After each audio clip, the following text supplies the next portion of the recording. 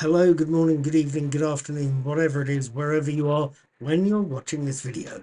My name is Paul, I'm also called Knickknack. I'm the brains behind the world's most repetitive blog, Knickknacks Old Peculiar. Yay!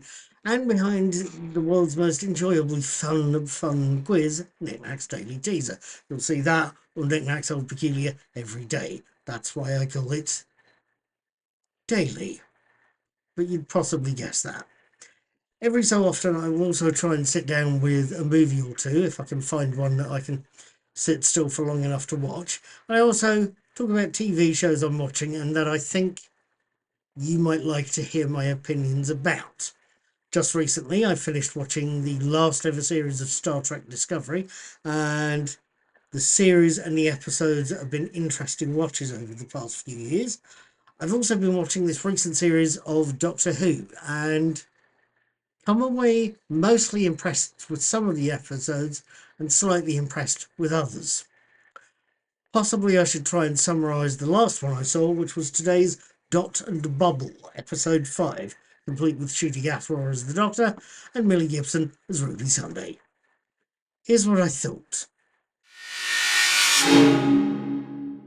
Episode 5, Dot and Bubble, opens with a shot of Lindy Pepper Bean, played by Callie Cook. It shows her waking up in the utopian city of Fine Time, where everything's fine all the time, and immediately summoning her Dot and switching on her Bubble, a futuristic personal assistant and virtual headset that immediately connects her to her social media feeds and all of her friends. While she's gossiping, she's contacted by somebody who introduces himself as the Doctor, played by Ncuti Gatwa, who offers help as there's monsters and they're coming to get you. That's a warning that Lindy chooses to ignore in favour of more time chatting with her friends, checking the weather and dancing around the bathroom to music piped in from a bubble straight into her ears. Music that ever so conveniently causes her to ignore the thing lurking in the corner. Post titles, and while she's at work, Lindy gets another unsolicited call on her Bubble, this time from a young woman named Ruby, Millie Gibson, who, it seems, is doing a systems check for Fine Time Enterprises. It seems there's possible problems with her co-workers, so Ruby wants Lindy to turn off her Bubble and have a look to her immediate right. Ruby wants to know what Lindy sees. Right, now, what did I make of this episode of Dot and Bubble? I mean, apart from thinking it's maybe a very slightly strange detective agency, whatever. I have to admit, I felt this episode was possibly not the strongest one released so far. It's a fairly straightforward chase episode with the Doctor and Ruby trying to help a damsel in distress. That's not to say it's got no depth whatsoever.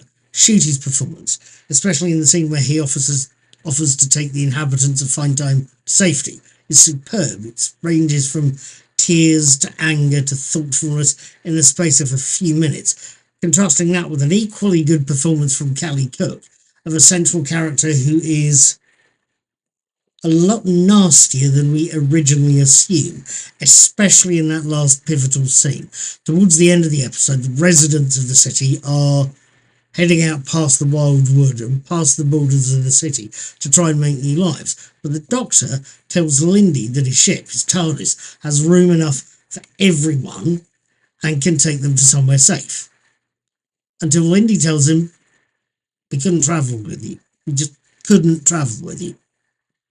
So, of course, Ruby says, why not? And Lindy tells her, and specifically tells the Doctor, because you're not one of us. The look on Ncuti's face as that sinks in is a picture, and it's an episode making picture for me. It lifts this episode quite a bit above its usual lightness. That line has a lot of depth to it, and it's one that innocent little old me put down initially to Lindy and her surviving friends realising the Doctor's non-human and acting accordingly in a prejudiced manner. But then I realised that wouldn't necessarily was the case. Lindy had probably thought the Doctor is human. Many characters have over the years. And she's refused his offer, not because he's non-human, but because he's not white. We know Lindy's a nasty piece of work. She sells, she betrays Ricky September to the Dot and gets him killed. But that casual racism from an all-white and very blonde society only confirms how nasty she actually is. It's a weighty, heavy point for such an otherwise light and fluffy episode. Finding depth in an otherwise light episode and trying to explain it, that's one thing. Noticing other things, light, fluffy or otherwise, can either be good or bad, or just plain old train spottery fun. With the emphasis on fun, the one thing I did notice is that we had a one-off character glued to a futuristic equivalent of social media, of X and Facebook and Mastodon, and completely blind to real-world dangers and real-world events. Is anyone out there going to tell us Russell T Davies is aiming for mildly satirical? I don't know, but I certainly am not. No, I'm going to tell you explicitly he's hitting people over the head with mildly satirical. There's other things. The dot reminded me of a Dalek's eye when it was chasing Lindy and Ricky around.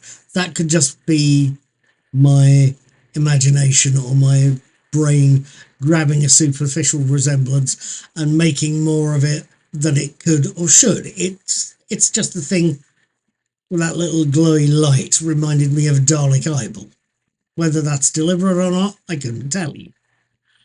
Something else that did catch my attention and that I felt was possibly deliberate was simply that the unnamed monsters in this episode, the giant slug creatures, reminded me of the Ecto Slime. And if you don't know what the Ecto Slime is, it's the hideous, smelly thing that menaces the False Doctor in the Iron Legion, the first comic strip in Doctor Who Weekly, many years ago. Given the anniversary specials featured a live-action version of the Meep from a later story in the same strip, I don't think you can blame me for spotting a resemblance or a similarity. Just as a final thought for this sort of stage of the game, the homeworld that Fine Time's population talk about, the one Lindy thought would have sent help, the one that Ricky sees has been destroyed by the same slug creatures, is never actually named in the episode. It's never named. What is that homeworld called? Is it Earth? Is it Telos? Is it Andor? Is it Klingoni? Is it Mondas? Is it Skaro? I don't know. But I'm guessing that we'll only ever find out in the last 2 episodes. With all of that said, and with all of that messy review done, what did I think of Dot and Bubble?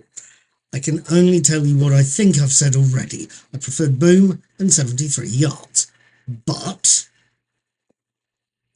this fairly light episode has some dark moments and an utterly superb performance from Ncuti Gatwa. What more can I tell you? Nothing. Except I'm going to be going back for episode 6 next week because I want to see what that episode, Road, is all about. I'll be watching it on Saturday the 8th of June and I'll be posting my written and video reviews of it by Sunday the 9th. Maybe earlier, but certainly by Sunday the 9th, and I will see you then. Take care, have fun, keep it wibbly wobbly, and to quote Patrick McGowan, be seeing you.